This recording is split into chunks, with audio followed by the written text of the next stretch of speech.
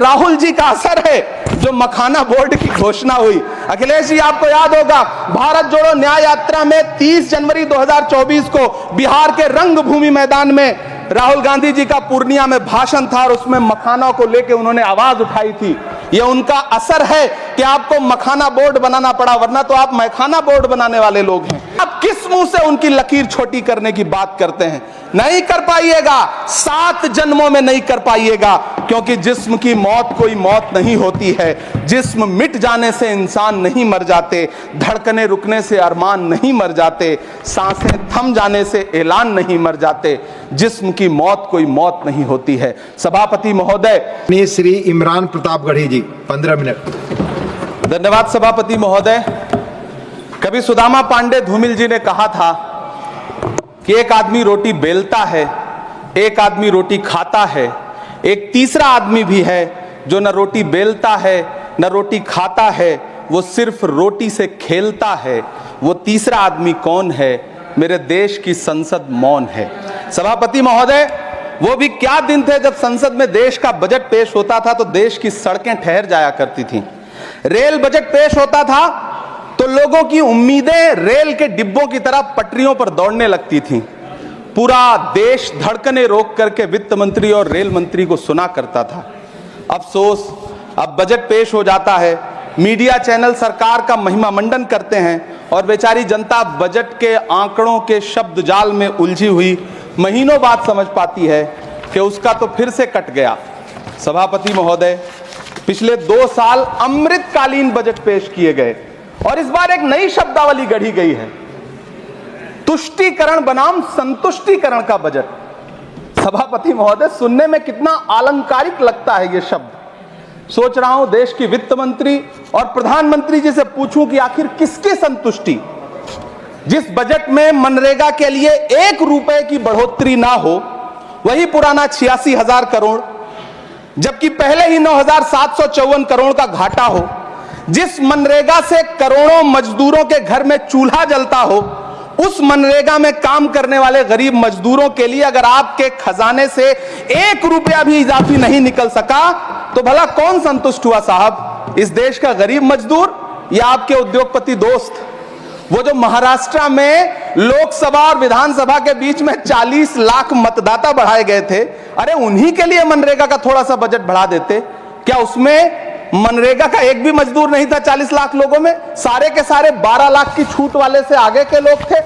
सभापति महोदय, कल जब वित्त मंत्री जी देश की संसद में भाषण दे रही थी तो वहां मुंबई में कोई गरीब इंसान जब अपनी जेब टटोल करके अपनी मोटरसाइकिल में 1 लीटर पेट्रोल भरवा रहा था तो उस पेट्रोल की कीमत थी 103 रुपया प्रति लीटर। आखिर इतना महंगा पेट्रोल डीजल खरीद के कौन संतुष्ट हो रहा है? इस देश के गरीब लोग या फिर सरकार के चहेते धन्ना सेठ? सभापति महोदय, वित्त मंत्री जी इस बजट को मध्यम वर्ग को संतुष्ट करने वाला बजट बता रही हैं। अरे मैडम, हम आप यहां पर बैठे रहते हैं और वहां बाहर इसी दिल्ली में 1 लीटर दूध, चाहे वो अमूल का हो या फिर मदर डेयरी का हो, उसकी कीमत 73 रुपए लीटर है। इतना महंगा बेच करके कौन संतुष्ट हो रहा है? गरीब जनता या आपके धन्ना सेठ दोस्त? सभापति महोदय, इस सरकार का बाजार और महंगाई पर कोई नियंत्रण नहीं रह गया है। चाहे देश में लहसुन 400 रुपए किलो बिक जाए, टमाटर 100 रुपए किलो बिक जाए, प्याज का दाम सुनकर आंखों में आंसू आ जाए, लेकिन वित्त मंत्री महोदया बजट में महंगाई का मां भी नहीं बोलती हैं। बच्चों की किताब और पेंसिल तक पर टैक्स लगाने वाले सरकार से मैं पूछना चाहता हूं कि आप मध्यम वर्ग का हितैषी बताते हैं खुद को, तो शर्म नहीं आती है? खुद को धार्मिक कहने वाली सरकार भगवान श्री कृष्ण के प्रिय खाद्य पदार्थों दही और मक्खन तक पर जीएसटी लगाती है और बात करती है मध्यम वर्ग की हिमायती होने की। जिंदा रहते हुए जनता से हर चीज पर टैक्स वसूलने वाली यह सरकार कम से कम मरने पर तो लोगों को बख्श देती, लेकिन नहीं, वहां भी लूटना है। अंतिम संस्कार के सामान, अगरबत्ती, धूप बत्ती, केवड़ा जल, चंदन पाउडर, जौ, बताशा, काला तिल, पंचरत्न, कपूर और कफन तक पर टैक्स लेने वाली यह सरकार किस मुंह से खुद को मध्यम वर्ग का हितैषी बताती है? कौन सी संतुष्टि? किसकी संतुष्टि? कदम कदम पर टैक्स देकर लुटने वाली जनता की या फिर जनता से टैक्स वसूल करके धन्ना सेठों का खजाना भरने वाली सरकार की? किसकी संतुष्टि? सभापति महोदय, 18 अगस्त 2015 आरा का बिहार का ऐतिहासिक मैदान, सजा हुआ मंच, हजारों की भीड़ और सामने खड़े हुए देश के प्रधानमंत्री का भाषण। बिहार के भाइयों बहनों, आज मैं बिहार के लिए पैकेज की घोषणा कर रहा हूं। 50,000 करोड़ कर दूं कि ज्यादा कर दूं? अखिलेश भाई, 60,000 करोड़ कर दूं कि ज्यादा कर दूं? 70,000 करोड़ कर दूं कि ज्यादा कर दूं? 80,000 करोड़ कर दूं कि ज्यादा कर दूं? चलो, मैं बिहार को 1.25 लाख करोड़ का पैकेज दे रहा हूं। 10 साल हो गए सभापति महोदय, वही ढाक के 3 पात। बिहार आज भी विकास की बाट जो रहा है, भाषण आज भी प्रधानमंत्री जी के यूट्यूब चैनल पर सुना जा सकता है। जो झूठ बोल के करता है मुतमईन सबको, वो झूठ बोल के खुद मुतमईन नहीं होता। सभापति महोदय, ये तो राहुल जी का असर है। कौन सा शब्द सर, कौन सा शब्द? झूठ। ठीक है सर, मिथ्या बोल करके, जो मिथ्या बोल के करता है मुतमईन सबको, वो मिथ्या बोल के खुद मुतमईन नहीं होता। ये राहुल जी का असर है। जो मखाना बोर्ड की घोषणा हुई, अखिलेश जी आपको याद होगा, भारत जोड़ो न्याय यात्रा में 30 जनवरी 2024 को बिहार के रंगभूमि मैदान में राहुल गांधी जी का पूर्णिया में भाषण था और उसमें मखाना को लेकर उन्होंने आवाज उठाई थी। यह उनका असर है कि आपको मखाना बोर्ड बनाना पड़ा, वरना तो आप मैखाना बोर्ड बनाने वाले लोग हैं। सभापति महोदय, बिहार को झूठे पैकेज और चुनावी दिलासे देना बंद करिए। आज भी जब कोसी में बाढ़ आती है तो पूरा सीमांचल बर्बाद हो जाता है। मैंने उस तबाही को अपनी आंखों से देखा है। 2016-17 की बाढ़ में अपने इन्हीं हाथों से राहत सामग्री बांटी है मैंने। अगर सच में बिहार के लिए कुछ करना चाहते हैं तो बिहार को बाढ़ से बचाने का प्रबंध करिए। पूर्णिया एयरपोर्ट 10 साल से बाट जो रहा है, घोषणा 2014 में हुई, बन के आज तक तैयार नहीं हुआ। अलीगढ़ मुस्लिम विश्वविद्यालय का किशनगंज सेंटर बजट के अभाव में दम तोड़ता जा रहा है। मैंने पिछले बजट सत्र में भी आवाज उठाई थी। आज फिर वित्त मंत्री जी से अनुरोध करना चाहता हूं, दामन फैला करके, कि अलीगढ़ मुस्लिम विश्वविद्यालय का किशनगंज सेंटर बन जाने दीजिए। आखिर कौन सी नफरत है? यह मुल्क हमारा भी है, इस मुल्क की मिट्टी में हमारा भी खून पसीना शामिल है। हमसे इतनी भी क्या नफरत? रिश्तों की ये नाजुक डोरें तोड़ी थोड़ी जाती हैं, अपनी आंखें दुखती हो तो फोड़ी थोड़ी जाती हैं। सभापति महोदय, अल्पसंख्यक मंत्रालय का बजट काटकर मौलाना आजाद नेशनल फेलोशिप बंद कर देना, प्री मैट्रिक स्कॉलरशिप बंद कर देना, नई मंजिल योजना बंद करना, धरोहर योजना बंद करना। 2024-25 के बजट में माइनॉरिटी मिनिस्ट्री के लिए 3,183 करोड़ रुपए की घोषणा हुई, लेकिन देश को हैरत होगी कि बाद में समीक्षा करके लगभग आधा कर दिया गया, 1,868 करोड़ रुपए। मुझे सरकार से पूछना है कि कौन संतुष्ट हुआ? इस देश का अल्पसंख्यक संतुष्ट हुआ या आप संतुष्ट हुए? किसका संतुष्टीकरण? सभापति महोदय, मैं प्रधानमंत्री जी से कहना चाहता हूं कि आप ही ने 1 मार्च 2018 को किंग अब्दुल्ला को, जॉर्डन के किंग अब्दुल्ला को मेहमान बना करके इसी दिल्ली में एक कॉन्फ्रेंस में कहा था कि मैं मुसलमानों के एक हाथ में कंप्यूटर और दूसरे हाथ में कुरान देना चाहता हूं। कंप्यूटर देने की बात तो छोड़िए, पढ़ाई के लिए जो स्कॉलरशिप मिल रही थी उसको भी छीन लिया आपने।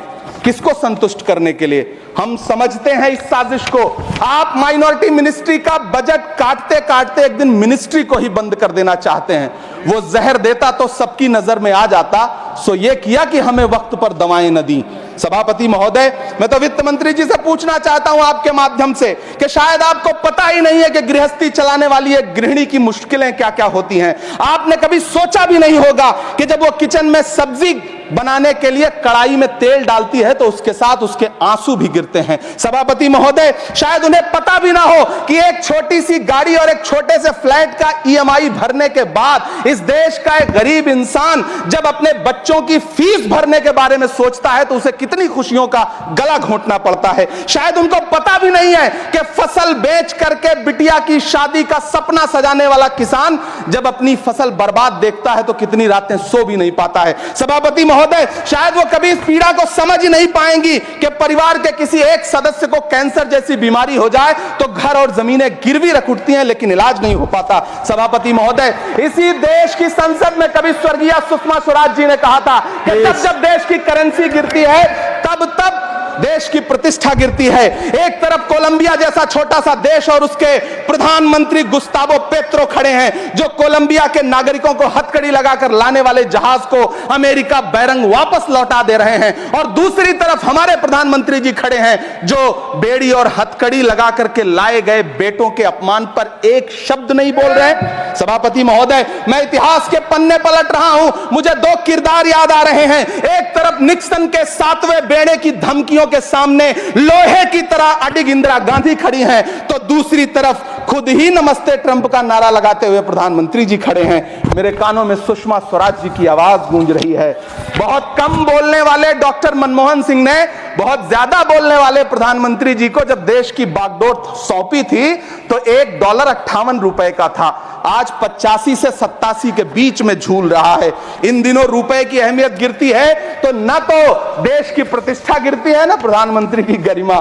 जिस देश में 80 करोड़ लोगों को 5 किलो राशन के लिए कतारों में लगना पड़ता हो, उस देश में यह सरकार 12 लाख तक के टैक्स न लेने के लिए अपनी पीठ थपथपा रही है। हुकूमत इस कदर आवाम पर एहसान करती है, ये आंखें छीनती है और चश्मे दान करती है। सभापति महोदय, महाराष्ट्र का भिवंडी हो, मालेगांव हो, इचलकरंजी हो, यूपी का बनारस हो, मुआयमा हो, मुबारकपुर हो, रांची का छोटा नागपुर हो, बिहार का भागलपुर हो, हर जगह बुनकरों की उम्मीदें तोड़ रही हैं, लेकिन इस सरकार के पास उनके लिए कुछ भी नहीं है। मुरादाबाद का पीतल उद्योग, कानपुर का चमड़ा उद्योग, सहारनपुर का लकड़ी उद्योग, फिरोजाबाद का चूड़ी उद्योग, अलीगढ़ का ताला उद्योग, सब सरकारी प्लानिंग से तबाह हो रहे हैं। इन तमाम के बीच सरकारी सपोर्ट से बस एक उद्योग फल फूल रहा है, नोएडा का नफरत उद्योग। सभापति महोदय, जिस देश में 40 से 45% मेडिकल फैकल्टी की सीट खाली हो, वहां बजट में 75,000 नए मेडिकल सीट्स का ऐलान हो रहा है। सरकार बहादुर, कम से कम इस देश के पढ़े लिखे युवाओं को तो मूर्ख समझना बंद करिए। वो अब तिजारती पहलू निकाल लेता है। पहले 7500 मेडिकल सीट्स बाद में बनाइएगा, पहले जो एम्स में 2161 पद खाली पड़े हैं उनको तो भर दीजिए।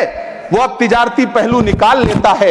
मैं कुछ कहूं तो तराजू निकाल लेता है। मैं इसलिए भी तेरे फन की कद्र करता हूं तो झूठ बोल के आंसू निकाल लेता है। सभापति महोदय, फिर झूठ आया है, मैं उसे मिथ्या कर दे रहा हूं। शायरी में बार बार आ जाता है, क्या करूं महोदय। काश ये बजट, सभापति महोदय, वो एक शब्द मैं मिथ्या कर दे रहा हूं सर, वो एक शब्द को हटा दीजिए। ध्यान रखें, ऐसे जो भी शब्द होंगे आपके भाषण में सभापति महोदय,